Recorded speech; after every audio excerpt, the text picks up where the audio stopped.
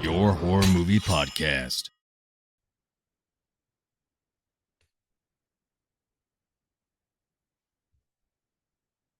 What is up, Hack Stab Slash? It's your boy Hacky, and our 31 for 31 isn't going as planned.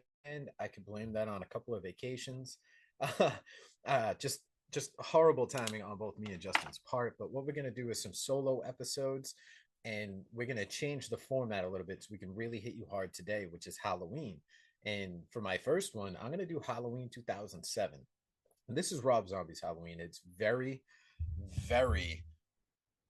debated in the community between you either love it or you really hate this movie. And it starts out with a great quote from Dr. Samuel Loomis. We see the darkest souls are not those which choose to exist within the hell of the abyss, but those which choose to break free from the abyss and move silently among us. And this is very, very telling as to Michael's, I don't know if you would call it his mythos or just what he embodies as a slasher character. And this kicks right into the movie. We see the family dynamics are a ticking time bomb. Ronnie and Deborah, their intense as all hell. We even get sexual innuendos from his sister Judith, all the way up until Michael, like kills a pet. I mean, we see this poor kid clearly needs help. He's hiding behind a mask while he's killing his pets and then pretending to show remorse when you can clearly see he has none. Then immediately we see he's in school. He's getting harassed by a school bully. This kid's name is Wesley, excuse me, uh, and he mocks him in the bathroom. And Michael's just having a really shitty day because he's getting made fun of because his mom's a stripper. He's calling his sister a whore. The principal breaks it up, and Michael even goes at it with the principal. Like, you can see the amount of animosity in this whole opening set of scenes, and we're like maybe 5 minutes into this movie. I mean, the mom even comes down, and her and the principal have some words that I wouldn't even say in church. And this is just an excuse to kind of bring in Dr. Loomis. They start talking about Michael, what might be wrong with him, and they show Deborah, Michael's mom, a mountain of pictures of just dead animals that he has in his collection, and she's kind of refusing to believe this. But long story short, they actually have an animal in like a Ziploc bag, and it is just absolutely disgusting. But Michael kind of gets a hint as to what's up, and we hear the Myers music finally kick in as this kid takes off down the hallway and just out of the school, only to bump into his piece of shit bully, who is clearly funked out of Spy Kids High, and Michael straight beats the shit out of this kid with a log. And once he's on the ground and he's pleading for his life, and Michael lifts back the mask and they kind of make eye contact, you almost feel like Michael might let this kid go. He might realize what he's doing is wrong. And then he slides the mask back down. And it's like when he slides his mask on, all his humanity is just gone. And it is game over for Wesley. There's no respawning in this nightmare. This kid is dead. Michael's moving on. We see that night, though, all he wants to do is go trick or treating. And no one in this family has got any kind of compassion with Michael. And maybe this breeds what Michael becomes in the future.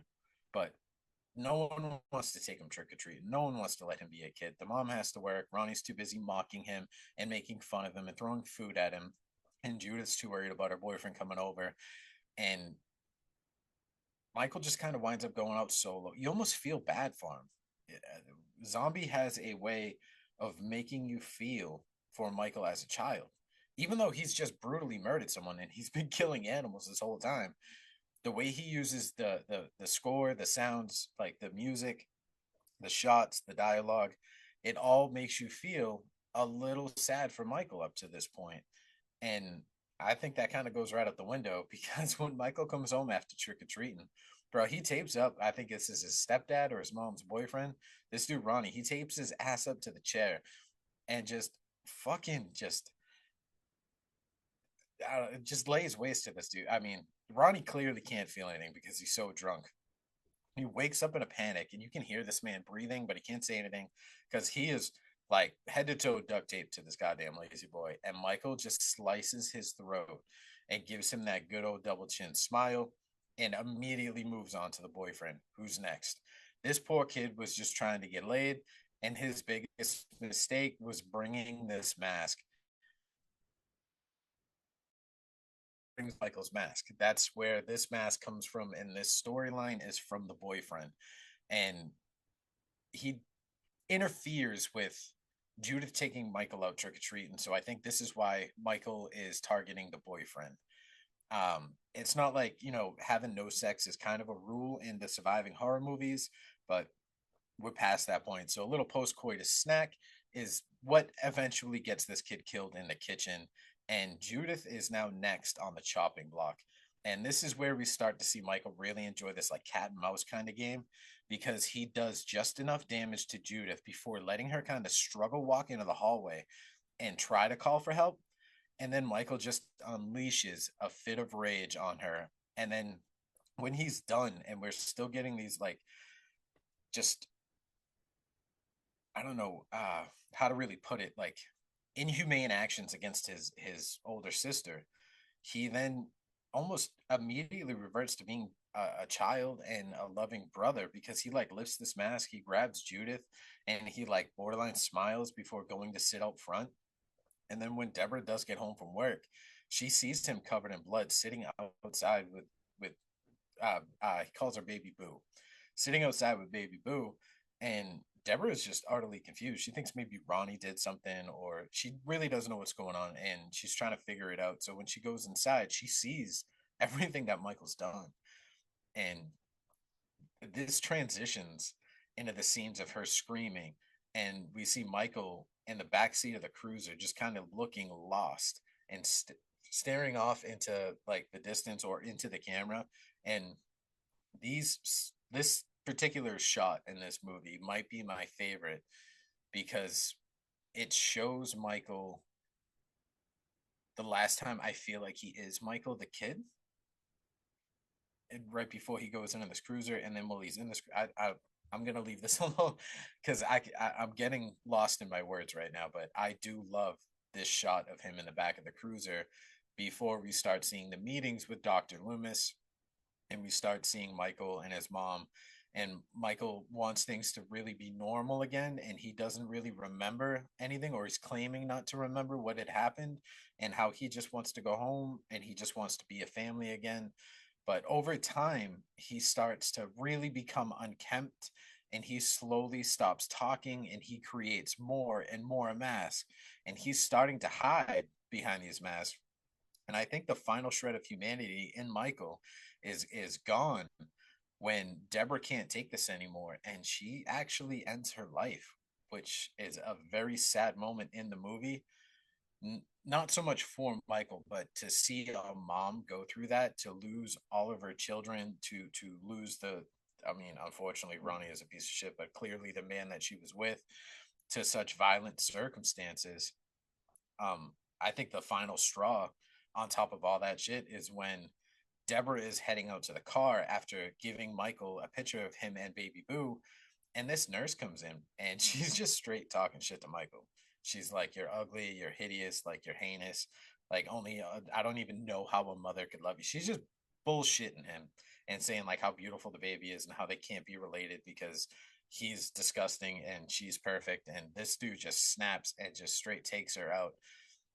I mean, who in their right mind works in an institution like this and thinks it's okay to sit there one on one with someone who was brutally murdered, four people, and shit talk them with no security around you, no restraints on this person, no nothing? Granted, yes, he is a child, but like, can we not? Like, you're supposed to be a medical professional, and you're being an idiot right now. And you, I don't want to say deserved what you got, but you kind of asked for it. And after all this happens, we get almost a fast forward into Michael's adulthood, and the prison transfer in this might be my favorite set of scenes. Earlier, I said it was my favorite shot. Like the him in the back of the cruiser was my favorite shot, but this prison transfer might be my favorite set of scenes in the movie, because none of these guards stand a chance against Michael. even though they're armed with like shotguns and handguns, and he's got, ankle cuffs and handcuffs on him. Dude, Michael just makes absolute short work of them. And we see Ishmael, the janitor. He comes in and he finds this slaughter on his night shift. And he comes across Michael. And Ishmael, I'm touching on Ishmael very lightly because I do enjoy Ishmael, Danny Trejo, as the character in this movie because he treats Michael with a sense of humanity. From Michael being a kid up until Michael becoming an adult, he always treats him nicely. He respects his space, and he talks to him like a human being and not some, madman piece of shit that's locked up in a cell and is the scum of the earth. Ishmael has a very good heart throughout this movie, and I think that speaks volumes to his character with so little screen time. But he's still trying to be this good guy to Michael, and he's like, "Hey, let me just get you to bed, get these handcuffs on you. We'll figure this out. Don't worry about it." And Michael plays along for like half a second. And then once Ishmael goes to put these cuffs on him, Michael snaps, grabs him, and just starts drowning him. And in this process, you think Ishmael would try to fight back, or he would start screaming obscenities to Michael, or something along those lines. But instead, he's more heartbroken. And every time Michael lets him up for air, he's, "Oh, why are you doing this to me? I was always good to you. Like, I thought we were friends." And there's this whole set of scenes, dude. Not only is it my favorite because I like these like handmade paper mache masks more in the build up to Michael's mask than anything else in this movie, but Ishmael getting it really kind of hurt my soul, and I felt for him. And right after this, we Dr. Loomis gets a phone call, and it's just he's out. Michael broke out a few hours ago. It's a fucking massacre. And this immediately transitions into Michael at a truck stop, and he meets up with Joe Grizzly, and this man is just trying to take a shit. And un- unfortunately, he's like the same size as Myers, and Michael wants his clothes because he's not going to wear this disgusting bathrobe and these overgrown flip flops and whatever getup he has on from the institution. No, he wants Grizzly's boots. He wants Grizzly's, full blown suit, and he takes it, and he takes it with force. And, you know, stall or no stall, he uses the stalls to essentially just beat the shit out of Joe. And finally, we're now starting to meet more characters, more intrusive, more intriguing, and more integral characters to the story of Michael Myers. We meet Laurie Strode, for instance, and she's actually going to swing by her childhood home to stick some papers in the mailbox because someone is actually going to buy the Myers house, even though that tragedy has happened there. And she doesn't even know this is her childhood home. And it's okay that she doesn't because we don't realize that Laurie doesn't know who exactly she is and where she spent the first couple of years of her life because I don't even think she knows that she's been adopted by the Strodes yet. And this matches up perfectly, not perfectly, but matches up very closely to 1978, where she drops these things off at the Myers house. And we see Michael is actually in this house. And I'm thinking, like, right now, I'm like, oh, time for like a family reunion. And Michael might make his presence known because Rob's doing things a little bit different, but this is not going to happen.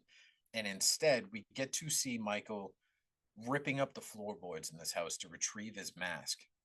And I actually do really like this because in 78, he just simply steals the mask from a hardware store. And unless you watch the televised version, you really don't see how, when, or like why he grabs that one in the very first one. But in this one, we do get the backstory of it came from the boyfriend. Clearly, Michael hid the mask in the house before sitting outside with Judith. Judith. Before sitting outside with Baby Boo, aka Laurie Strode, and now we see him in the house ripping up these floorboards and bringing the mask back, almost like Michael isn't complete without this mask, and now getting it back and putting it on, he is complete. And like I said, this is not a shot for shot remake, so I do appreciate that instead of certain scenes that we get in 78, we get the same general setup, but a much different scene at the same time. almost like the building between the three girls in the school.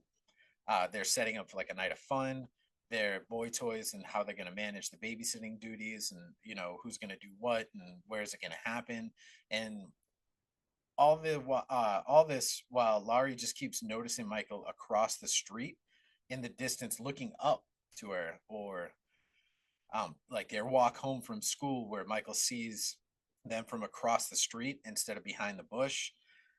Even something like the graveyard scene, instead of just the tombstone being gone and Loomis knowing it, uh, it's not only gone in this one, it's gone and there's a dead raccoon on like a makeshift cross, and Loomis is heated and pissed, and there's a lot more vile language than in 78. Um, but all that being said, some of these changes are good. Well, Michael hunts Bob in the house because this happens a lot faster in this movie than it does in 78. Granted, in this movie, there's a lot more runtime. 78 was like 90 minutes almost flat. Um, or even wait, or even less than that. I'm sorry. But well, in this movie, Michael's hunting Bob. It gives us more of one of the most iconic kills in the series, if not the most iconic kill, when he stabs and lifts and pins him to the wall, and then just steps back to admire his work. Well, I'm stumbling over my words. We get the head tilts in 78, and this body language is an absolute game changer in 78 that would forever shape a franchise. And I'm so glad they did it back then, because without that head tilt, we might not have the same love for Michael's mannerisms. Um, but in this one in '07, it's not as well done. It's more just, get it done and let's get at it. But what we do get more in '07 than we do in 78 is when he goes to kill Linda. We get more of a look at this kill when we first see Michael in 78. But now, how do I want to say this? Now, this one, in my opinion, is a little better in '07 than 78, because we see Linda giving Michael more shit because she still thinks that it's Bob. I do really enjoy that aspect of it, that we get a much better kill scene with Linda in '07 than 78. I'm like repeating myself, and I'm starting to see that. I apologize. But the Bob scene in '07 pales in comparison to 78. Um, if I lost you a little bit, I'm sorry. I was trying to compare and contrast 78 to '07 between the Bob and Linda, because, like I said, I think we get less Bob in '07 and more Linda in '07. And back in 78, we get a better Bob and a worse version of Linda. I don't, that sounds bad, but let's keep it going. Um, we see Michael shows up to Lori's house and just lays waste to her parents. And I love that Zombie brought this into this movie, because we didn't see it in 78. And the way he treats both her parents is with such haste and anger. It's like he's pissed off at them for raising Lori, like they're responsible for his family not being whole. Like there's a scene where he feels like he's trying to demand answers to questions he can't verbally ask because he doesn't talk.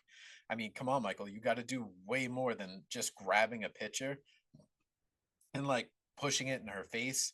You gotta give her something more than that. She's not gonna understand any of this.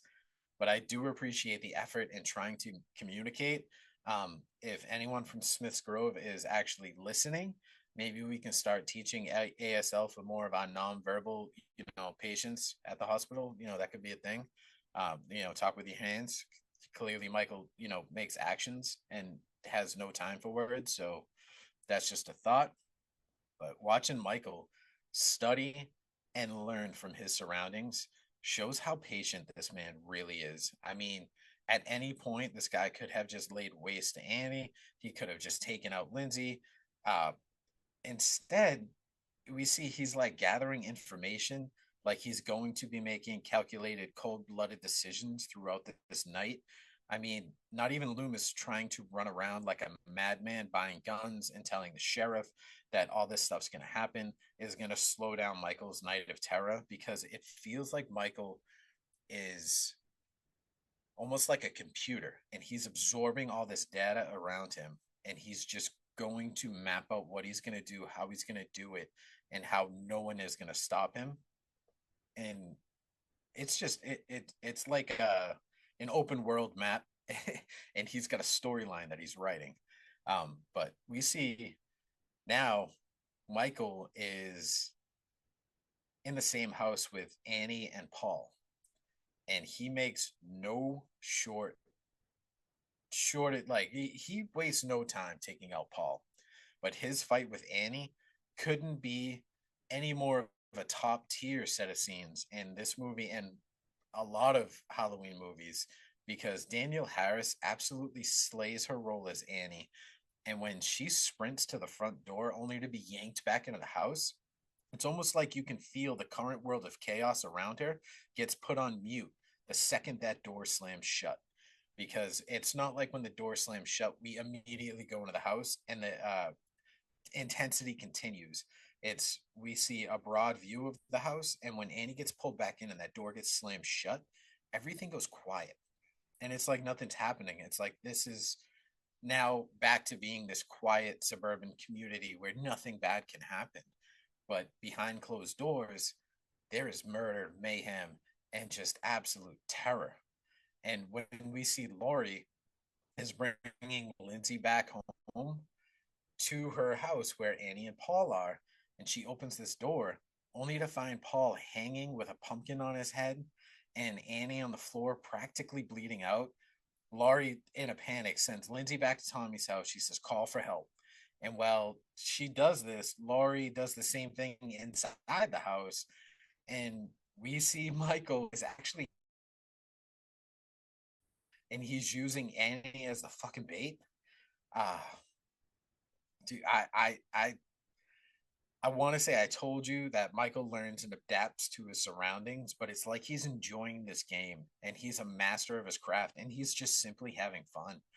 This is like some sick, twisted version of hide and seek, only he's both the hider and the seeker. And once you realize you're playing his game, it's too late because now you're caught in his mousetrap and there's no trick and there's no treats, but there's only death and chaos coming from this prize pool of, just I, I can't. I can't. I really can't because Michael is nothing more than a giant mammoth of a human being child who plays with his food, if you will. He just when he walks up and he steps directly over Annie, he still doesn't alert Laurie that he's there. He just simply, pushes the door out of the way, steps over Annie, and walks towards Paul. This man pushes Paul's lifeless body and then just watches it swing back and forth like he's having fun. It's just amazing how these small body movements, mannerisms, and the way he presents and does things in the background and in the shadows really builds to Michael's character and mystery behind what's going on in between his eyeballs and what is registering in his brain and why he's doing what he's doing. But now the hunt is absolutely on because Laurie sees Michael and Michael begins to make his presence known. And this is a full blown pursuit of Laurie. Laurie gets the hell out of that house and she makes it back to Tommy's. And when they lock the door and they're trying to get away from Michael, they decide it's a good idea to go up to the bathroom of all places. Laurie, I hate to say this, but this is not final girl material. This is not what you should be doing, is hiding in the bathroom. But while they're in there, Michael's nowhere to be found. And we do see cops now arriving on the scenes. They're responding to the calls.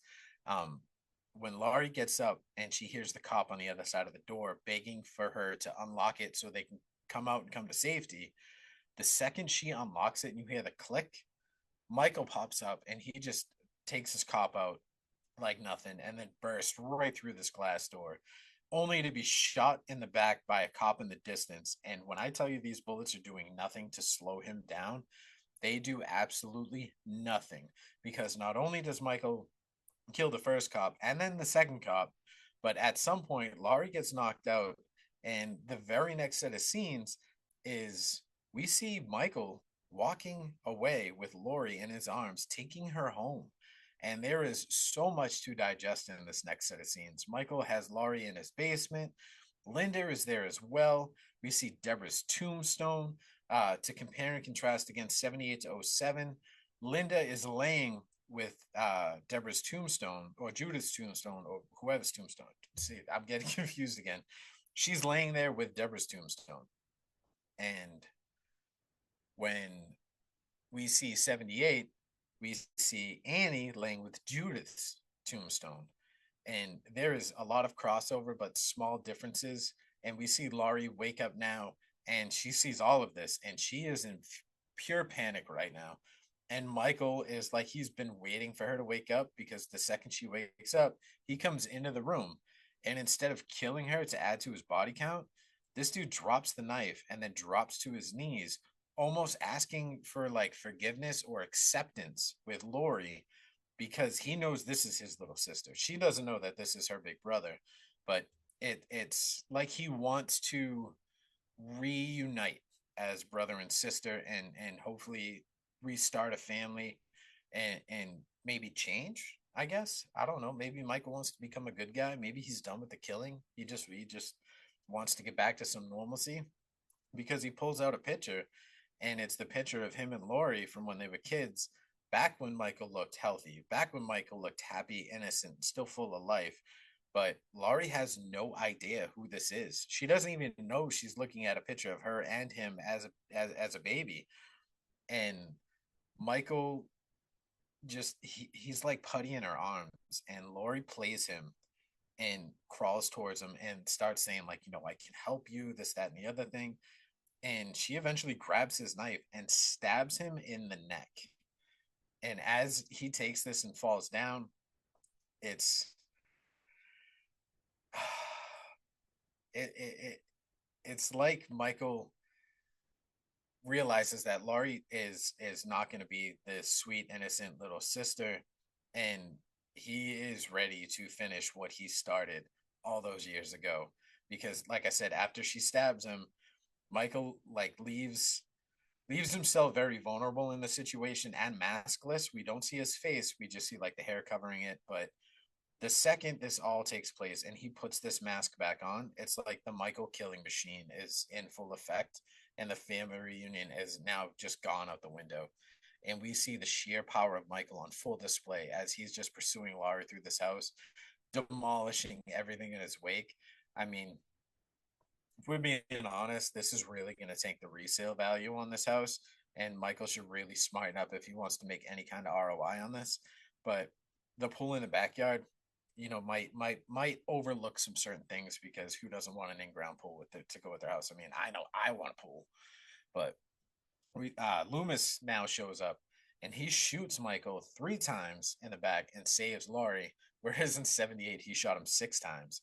And by God, in Halloween 2, we hear Loomis repeat it over and over. I shot him 6 times, but I love how that became so cliche over the course of this entire franchise, is how adamant Loomis was back then about I shot him 6 times and he got up and walked away. He's not a man, you know.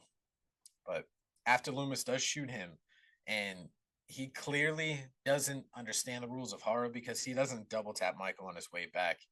He just grabs Lori and they go out and they're sitting down and they're talking to each other. And this is a version of some of the most iconic lines ever delivered in '78. And in '07, these lines are, was that the boogeyman? And Loomis responds with, as a matter of fact, I believe it was, which is very similar to what they said in '78. So again, we do get small changes. Um, but right after these line deliveries, Michael does just burst back onto the scene because he's ready for round two. Ding, ding, ding, let's go. And he's got Loomis now by the head. And he is fucking squishing this man until blood starts pouring from his nose, his ears, his eyes, like everything. And Laurie uses this time to escape into the walls of the house. She doesn't try to get back outside. She doesn't try to run away. She's trying to hide inside the walls now. And Michael Myers is absolutely pissed. And he is doing some serious demo on this house flipping project right now. And he realizes that no coat of paint is going to hide the amount of blood on these walls. So he just says, fuck it, we'll tear all the walls down. And Laurie gets slick and she grabs Loomis's gun and she heads off into the crawl space in the attic.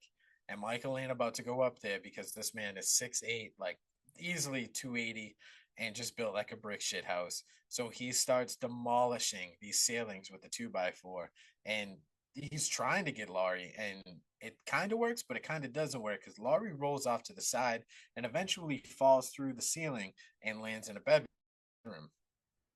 Now, Laurie is in rough shape, dude. She's bleeding from the face. She looks like she has been in a car accident and then gotten in an ambulance and then on the way to the hospital got into another car accident. Like, that's how bad she looks. And Michael sees this and in a fit of rage, dude, he charges her and just lays her out like he's Ray Lewis. And just they immediately go out this window and they land in the backyard. And Michael takes most of the blow on the ground. So he lands first with Laurie on top of him. And it looks like Michael might be down for the count. And this gives Laurie just enough to now mount him and grab the gun, and she starts pulling this trigger over and over and over again, and it she's coming up with just clicks. There's nothing to this. And finally, when she reaches a bullet in the chamber and it pops off, we see Michael like open his eyes and he goes to like jolt at her, and instead we don't actually see it, but she puts a bullet into Michael's head because now she's soaked in blood and she's screaming high hat like blood curdling screams. And then we hear sirens in the background, and as this all like closes in, we get end credits, and that's the movie. And that is such a violent end to this movie compared to 78, which really leaves you on a cliffhanger because when Michael falls out the back window in 78 after being shot by Loomis, he's just up and gone. And that's it. And this whole thing ends in 78 after the line delivery of like it was the boogeyman. And in '07 we get Michael comes back for a second scare, and that's where all this shit comes from. But I'm gonna go ahead and say this movie gets a lot more hate than I think it deserves. And I think it's because it brings a form of humanity to what we've come to know and love as the shape. Although this franchise, all through this franchise, Michael has always been a black void of rage, like a blank canvas with no remorse, and a killing machine with absolutely no off switch. He's just a force that cannot be stopped. He can only be slowed down from time to time. However, in Rob Zombie's reimagining of this legend, he does give us more of a dive into where Michael came from and why he might have turned out the way he did. We get Tyler Mane standing at 6'8", which is, in my opinion, one of the most terrifying portrayals of Myers to ever hit the screen. Zombie shows us a Michael that becomes more and more unhinged and dejected from reality as the movie goes on from childhood to adulthood. This movie is fucking dirty. This movie is grimy, and every time I watch it, I feel like I need a shower and to lock all my doors before I get in. My co-host absolutely despises this movie, and he is a massive Rob Zombie fan. I think Justin really just doesn't like this because of the human factor that gets brought into Michael's backstory. And I can't blame him at all for that because it's truly not part of Michael's legacy. My guess is he would give it somewhere in like the 3.5 to 4.8 range because of his disdain from the childhood aspect of this storytelling. Me, on the other hand, bro, I absolutely love that someone had the balls, whether you think it works out or not, but had the stones to really expand Michael's storyline. I'm giving this movie a 6.8.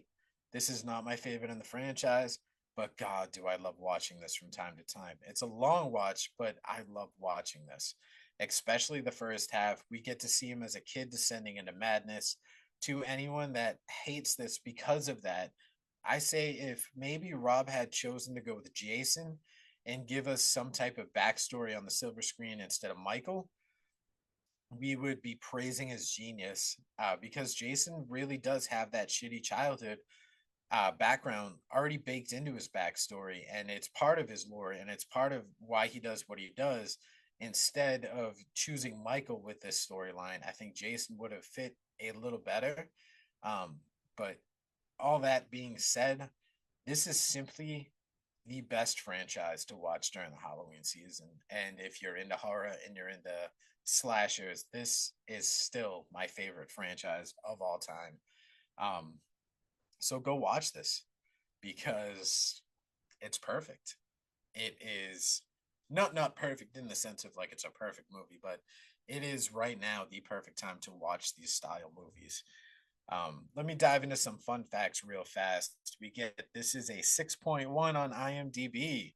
We get Malcolm McDowell actually returned a great number of takes. Returned. Jesus. I you know what, Hexeps, I need some coffee. Delicious. Malcolm McDowell ruined a great number of takes by invoking hysterical laughter into all the other actors while delivering his lines. We see William Forsythe actually injured his leg prior to shooting, which is why his leg is in a cast in the film. In the script, the character only had an arm brace, but Forsythe's leg injury was also worked into the film due to this injury. At around 54 minutes, we see the film was mostly shot in South Pasadena, California, where John Carpenter's original film was filmed. Wow, that is a mouthful. When Laurie notices Michael watching her and the girls at the library, Michael is actually standing in front of Laurie's house from the original film. Also, Laurie's house is located on that same street that Jamie Lee Curtis, Nancy Kays, and PJ Souls walked down in the original film when Myers drives past them in the stolen station wagon from Smith's Grove. The inclusion of this plotline about Michael Myers' early days at the mental asylum under the care of Sam Loomis is a nod to the plotline added in by John Carpenter for the television viewing of the original Halloween 78. The movie's production was actually delayed due to the death of Mustafa Akkad, the producer of all 8 previous movies. Akkad died of severe injuries as a result of the terrorist attacks at Jordan in 2005. We see Tyler Mane is the tallest actor portraying Michael Myers, like I said, at a 6'8". The movie that Laurie is watching while babysitting Lindsay and Tommy and the is 1959's House on the Haunted Hill, starring Vincent Price. Rob Zombie revealed making Halloween with the Weinsteins was a miserable experience for him. And so I was, and I quote, so I was very, this is a mouthful. Basically, Rob Zombie fucking hated working with the Weinsteins and just hated how they interfered with everything and just didn't give him a chance to really make his movie. And he basically says, like, they weren't trusting me to fuck this up and they wanted a hit and they just kept, getting in the way. And he's like, yeah, I know, I made that movie and y'all ever see it before? It's just the Weinsteins fucking made everything miserable for Zombie, and I'll leave it at that. But before reinventing the legendary Halloween 78, Zombie was the wise choice, made the wise choice to inform John Carpenter about it. And at this point, Carpenter had basically given up on the series for a long time because he never intended to make a sequel of Myers. As we all know, Halloween 2 was not his idea. He did not want to do that. However, um, Carpenter sold the rights to a company, and years later, he had no desire to bring it back. And although Carpenter usually gets like a co creator credit, he doesn't feel much ownership over these films. Um, that's, there's just, there's so much behind all of this. But when Zombie sat down with Carpenter and he told him about his intentions on making a remake or a reboot, Carpenter strongly encouraged Zombie to make this his own film. And I think Zombie did just that because this has Zombie written all over it. And there are certain directors out there like Zombie or a Tim Burton or, Alfred Hitchcock or any of these big name guys that have styles. And no matter what kind of movie they do, you see these styles. And for the first time, we see Michael Myers actually talks, which is fucking wild because in 8 movies of the original timeline from 78 to 02, he doesn't say a goddamn word. Um, in some of the early scenes in the film, the movie White Zombie in 1932 was playing on the television. We see Rob Zombie's first band, White Zombie, comes from those films. Um, in the opening set of scenes in the movie, the song God of Thunder by Kiss is playing, and young Michael Myers is seen wearing a Kiss t shirt. Kiss is a huge influence on Rob Zombie's music career, and that's why he kind of included them as like a shout out to them. Uh, one other thing I wanted to add for my final one is in this one, we see Deborah Myers is a stripper working at the Red Rabbit. And in 78, a hint to the Red Rabbit is nothing more than a pack of matches that Nurse Chalmers has when she's smoking cigarettes in the station wagon when they go for the transfer of Michael. And I'm gonna stop my rambling, backstab slash, because it's been going on for a while. Um, Go watch Halloween. Go watch all the Halloweens. Never stop watching the Halloweens, especially during Halloween. And bro, have a fucking amazing Halloween. Take your kids trick or treating. If you're an adult, go trick or treating because that's what Halloween is about. It's about getting spooky. It's about having fun. It's about being a kid. It's about getting candy. It's about embracing the neighborhoods. It's about embracing the fall. It's about having fun. So go have some fun, hack stab slash, and I'll see you on the next one.